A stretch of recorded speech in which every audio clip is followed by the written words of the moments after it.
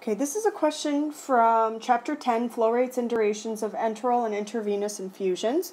So an IV of 1,000 milliliters is started at 8 p.m. The flow rate is 38 drops per minute and the drop factor is 10 drops per milliliter. At what time will this finish? So again, I've taken inventory. So the patient needs 1,000 milliliters. The flow rate is 38 drops per minute and the drop factor is 10 drops per milliliter. So the question is asking, at what specific time will this finish because it started at 8 p.m.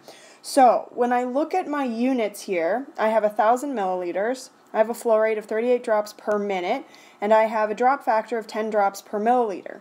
So the one unit that's got to stick around here is the minute. So when I look at what is attached to the minutes, I see drops are attached. So clearly I need to get rid of my milliliters up at the top here, and the only unit fraction to do that would be the drop factor. So I'm first going to start by converting my milliliters into its equivalent drops. So I have 1,000 milliliters that needs to be given, and I'm going to multiply that by that unit, that drop factor, and I know that my 10 drops go at the top in my numerator, and the 1 milliliter goes at the bottom because I want the milliliters to cancel out. So 1,000 multiplied by 10 gives you 10,000, and we can't forget the drops. Okay, 10,000 drops. So all I've done here is done the equivalency of 1,000 milliliters is equivalent to 10,000 drops. So now that we've converted 1,000 milliliters is equal to the 10,000 drops, we're going to use the flow rate. Oh, I'm sorry about that. Things are moving all over the place. We're going to use the flow rate to now convert the drops into how many minutes it's going to take 10,000 drops to infuse into the patient. So we have 10,000 drops, and we're going to multiply that by that flow rate. This time the drops are going to be at the bottom so that they cancel out, and my minutes are going to be at the top. So when you have 10,000 drops, our drops cancel out. 10,000 multiplied by 1 will give you 10,000 minutes, but then when we divide that by 38, we end up with 263.16 minutes. At this point, I understand while you're doing the calculation that there are a lot more digits involved in that number. Please keep all digits in your calculator. You should only do rounding at the very end. So I've established approximately 263 minutes it will take to get 10,000 drops or 1,000 milliliters into the patient. But the question is specifically asking at what time will it finish if the infusion started at 8 p.m. So I'm going to take the minutes here and I'm going to multiply that by the unit fraction of 1 hour over 60 minutes so that I have it in hours as well.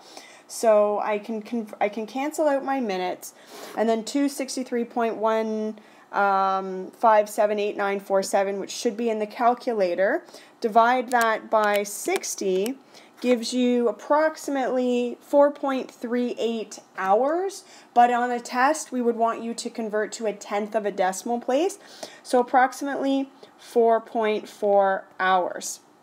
Now, it's important to understand what that 4.4 hours means, okay? Any number left of the decimal place is considered to be a whole number. And in our situation, that whole number represents 4 whole hours. Okay? But now we have to consider, what does that 0.4 hours mean to us? And the best way I can describe that is, does anybody ever say to you, oh, meet me in 0.4 hours? No, they don't. If it's not a complete hour, they'll tell you the time, or meet me in 20 minutes, right? So how do we convert that 0.4 hours into minutes so that we can have a complete understanding of, if the infusion started at 8 p.m., well, what time does it finish? So we're going to take that 0.4 4 hours. And again, we're going to multiply it by the unit fraction, but this time of 1 hour equals 60 minutes. But this time the 60 minutes is going to be on the numerator so that the hour components cancel out. So when we have multiply 0.4, multiply that by 60, you get 24 minutes. So this infusion will take 1,000 milliliters, will take 4 hours and 24 minutes to complete. However, it is telling you at what time specifically this is going to take, or how long specifically it's going to take if the infusion started at 8 p.m.